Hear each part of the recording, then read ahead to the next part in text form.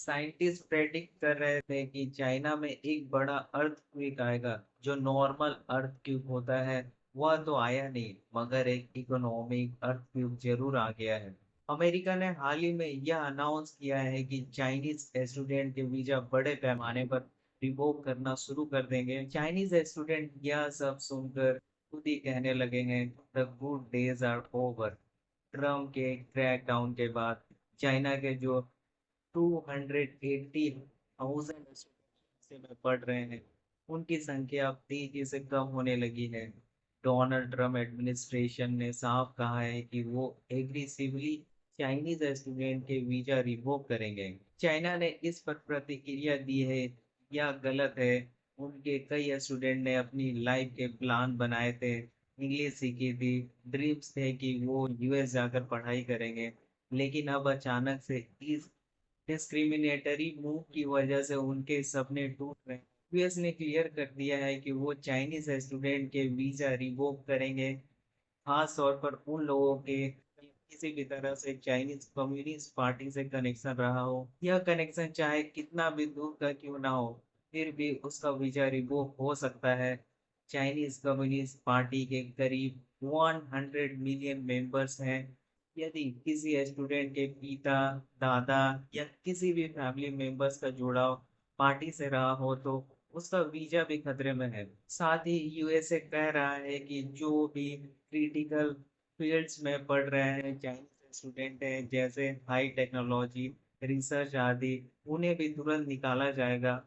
America नहीं चाहता कि ये स्टूडेंट टेक्नोलॉजी की पढ़ाई करें और फिर वह नॉलेज चाइना में जाकर इस्तेमाल करें। कई लोग मानते हैं कि अमेरिका को यह फैसला 10 से 15 साल पहले लेना चाहिए था। अब तो चाइना कई यूनिवर्सिटीज खुद वर्ल्ड क्लास बन चुकी है। अब चाइना खुद को ह्यूमिलिएट फील कर रहा है, क्योंकि उनके स्टूडेंट को यूनाइटेड स्टेट से लात मार कर निकाला जा रहा है।